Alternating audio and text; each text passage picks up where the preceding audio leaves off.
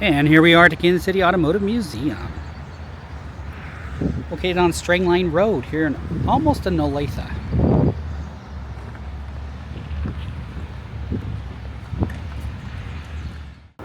So inside the Kansas City Car Museum is the front desk. They have a little gift shop here with some models. Some great models. Kansas City barbecue sauce, of course. Stairway to the offices. And this is onward to the car remote. First off is this Jordan limousine. It's a 1925 Jordan 7-passenger sedan with a full 8-cylinder inline engine. You got the little storefront. And this Jordan is a limousine. And now, you may not think of this as a limousine at today's standards. Look at this rear seat like that, and a smaller seat in the middle. That was considered a limousine back in the day. 1925, over 100 years old. In the area, 1912 Ford Model T commercial roadster.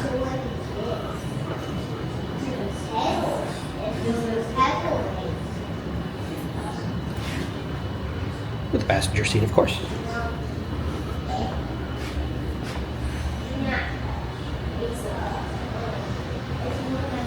A 1931 Ford Model A. Back end of the 1931 A. Model A Roadster Deluxe.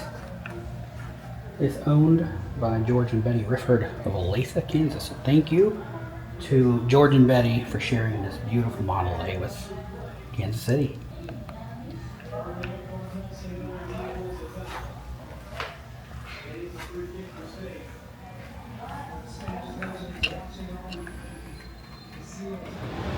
'27 Essex Super 6.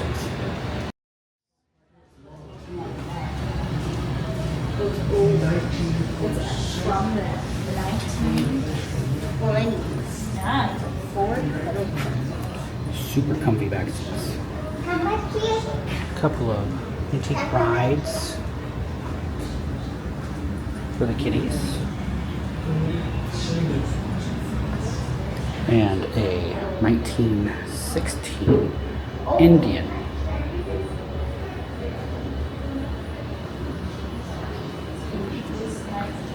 Along with a 1913 Sears catalog motorcycle.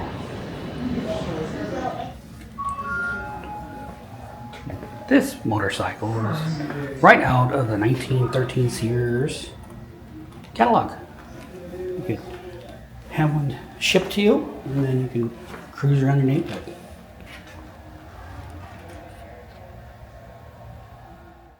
Check out the speedometer on this 1916 Indian. It was driven by this little gear that went around this ring gear. Went up to this, so you can keep track of your speed, your mileage. Along with the box, the fuel tank, this amazing horn, and a nice light. One great thing about the Kansas City Automotive Museum is monthly they have a rotation of vehicles, and this month they're highlighting military vehicles.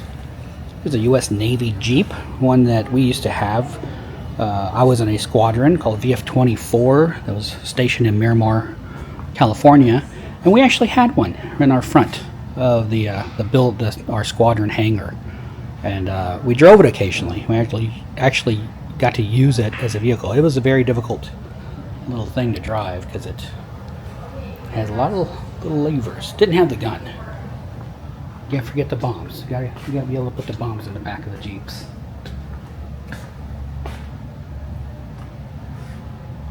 Popeye? Okay. Interesting vehicle. Rough ride though. Here's a 1941 Dodge WC-22 with the I won't call it anti-aircraft gun, but it's a pretty cool little weapon on top.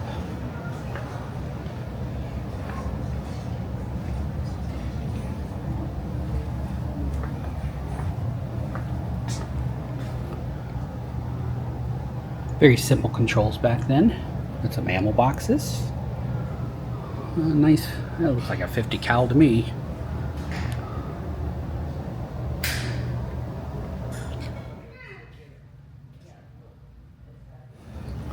A U.S. Army 1952 Willys utility truck.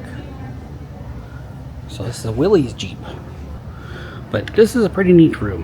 Got garage doors, nice traffic light, Funhouse Pizza, which is a popular Kansas City restaurant people like to go to. And here we have 1969 Brunswick M274 Alpha 5 Mule. Another Willys M38. This is a Marine Corps.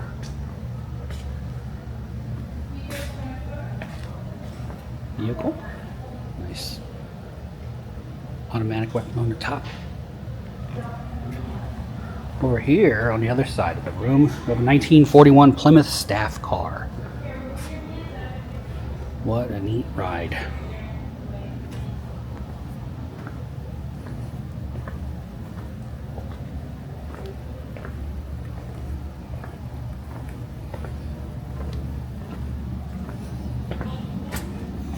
You like the swooping lines of the bubble top and the oval type windows. And inside the vehicle,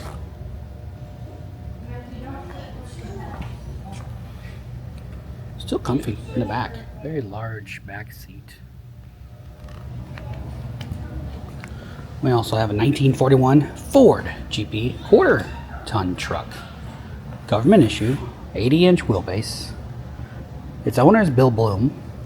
It was manufactured by Ford, of course. And a lot of pictures highlighting the restoration process of this vehicle. Did a great job. Looks like it came fresh from the factory. And to its side, we have a duck boat. This is a smaller duck boat, obviously, compared to the duck boats, amphibious vehicles that they have in places in the entertainment districts of the Wisconsin Dells and Branson. This is a U.S. Army version, and it was a 1942 Ford GPA, also undergoing an extensive restoration process. But it is an amphibious Jeep, so manufactured by Jeep in the 1940s. Take a quick look at the inside of this fabulous vehicle, along with the M1 rifle. Very plain seating in the back. But a neat thing that this has above the other vehicles is an anchor. Because you got to anchor to stop it from moving. And last but not least, an ambulance. A 1973 AM General M17A1 ambulance.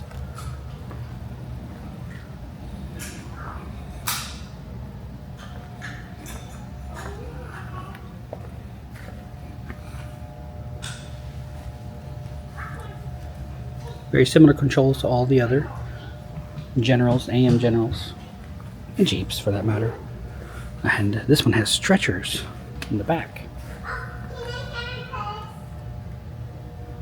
Bring the injured off the fields. But this room is often moved around month after month with different themes. So that's what makes it great to come back month after month to see what they're up to in their displays.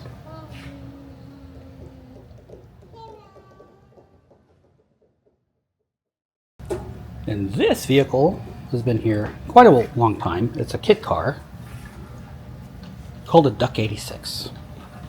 The history of the Duck 86 and its restorations here.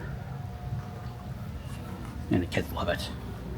Always hanging out in it every time we get here. And they do allow us to sit in this one. But pretty neat controls.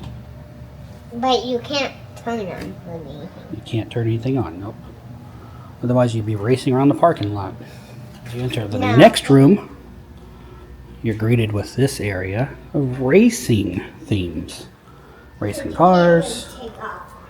You got a really cool cart full of broken automotive parts.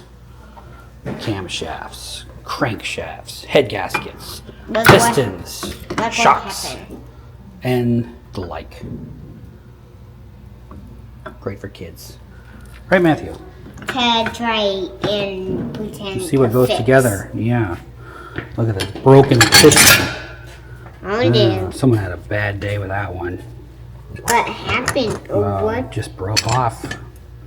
The lever. How did the engine Broken break? camshafts. That's never a fun thing. Oh, that's rubber. Did they That's some cool did they displays. cut the parts? Hello. And here's parts over here. That's a head.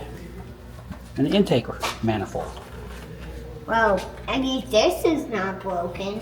And in here we have a beautiful 406. Look at this trophy. It has a steering wheel on Can you it. guess what it is by just looking at its grill? Let's go car. It is a 1962 Ford Galaxy 500. Beautifully presented. A nice large engine with how many carburetors do we count here? 3. 3 2 barrels. My helmet. Thank you for that. Beautiful exterior. The red and black theme has always been a beautiful choice. Galaxy 500 XL. Very similar to the one that Derek Bieri just was working on. This is an older model than one he was working on this past Friday. If you're not familiar with Derek Bieri, he's a car fanatic. And his channel is called Vice Grip Garage. But he just put one of these together and is working on painting. And he's going to give that car away. But this is the same model. Again, beautiful steering wheel. This one's not even cracked. Leather seats, shift console, and lots of room in the back.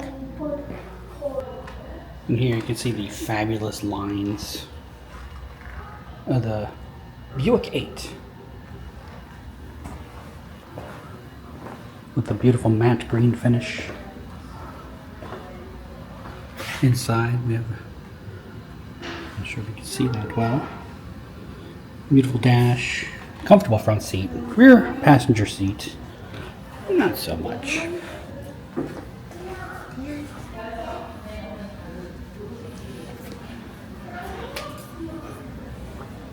The Buick 8.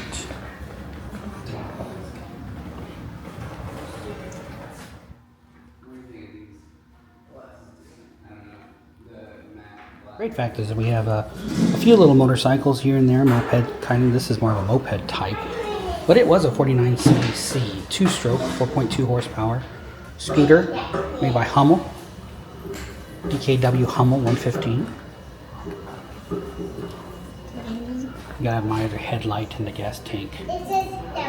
One, you know, it's in a 1959. The back end of the 1959 Chevy El Camino is reminiscent of popular movies that were out at the time. Movies of all the, they call them the horror flicks or the horror movies. And the most prevalent was Dracula. And so this reminds me of Dracula because it has, it's like these fins or the cape. And those wicked, evil red eyes are reminiscent of the eyes of Dracula.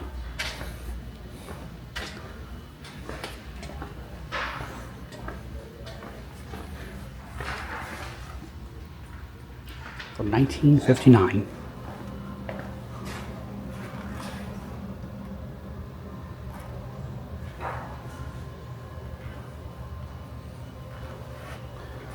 This one having a 350 engine. And here we have a modern 2021 Corvette. Here's the interior. Nice electronic displays. Push buttons down the center console. Push buttons in the top. Rear engine.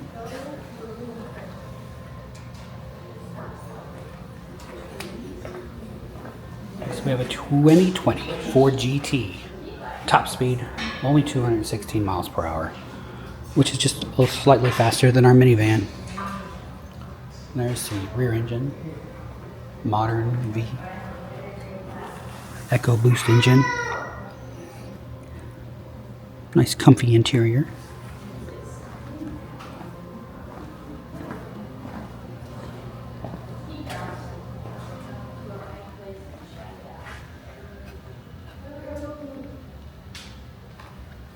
Along with the 4 generations. 1966 Ford GT40. Silver. What a beautiful car. You see the height comparison of the two vehicles.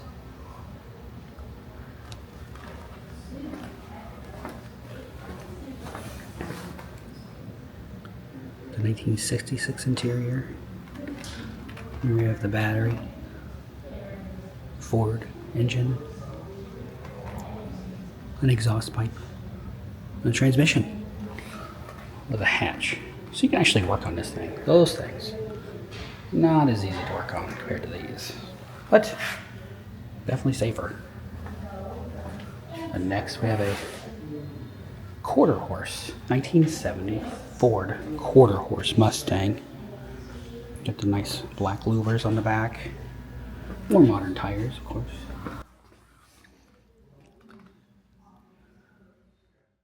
Same sparse interior as most Mustangs, but comfortable for the driver. 427. And there's the engine stuffed into this tiny package.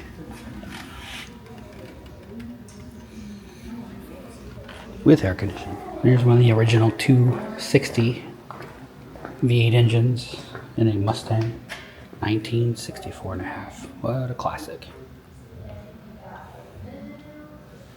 Anybody who's worked on these engines know that this was terrible. It always failed on mine. Not a convertible. Still very beautiful. 1964 Ford. And this car has over 614,000 miles on it. No museum is complete without 1957 Chevrolet Bel Air. 57 Chevy. Beautiful fins. The red. It's not candy apple, but it's pretty.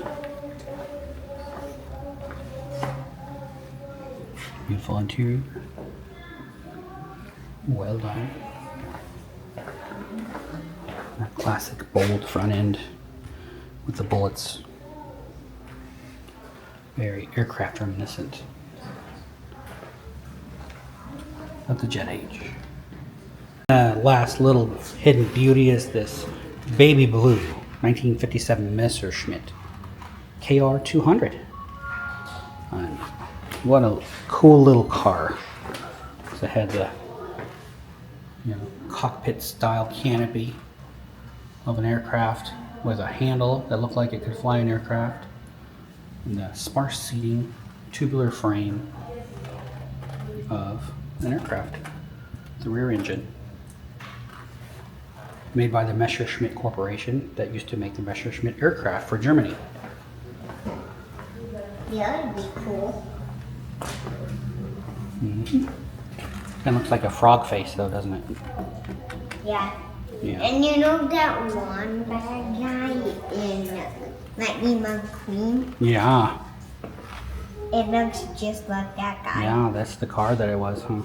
Look at his tiny little wheels. Yeah. Yeah, your Jeep has bigger wheels, huh? Yeah. Along this wall and this wall are vehicle flyers for each vehicle that was manufactured and produced at the Kansas City plants. The Fairfax plant, the Leeds plant, the Lake Como plant, and one that is very little known was Winchester plant. There's a car parts display.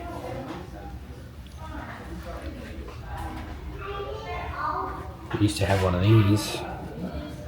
Can you guess what this is? There's a spark plug, bag, a pneumatic fitting at the bottom, a spark plug cleaner. And in this, some aircraft ornaments they put on air cars. All from the modern jet age. Modern. Now, if I had to pick from one of these cars, well, this would be it. This is the 427 Mustang. And it is amazing. It's also extremely comfortable. So, not on a concrete floor, but the car's comfortable. And we get to share the vehicles with the owners. So, great place. Well, again, thank you for joining me today on this little visit to the Kansas City Car Museum and on the little collection, the nice little collection of this museum and all the things that they're going to be doing in the coming months. And so I hope you can somehow visit and join us again on Museum Hunters as we find these little places to come out and find treasures within Kansas City and beyond.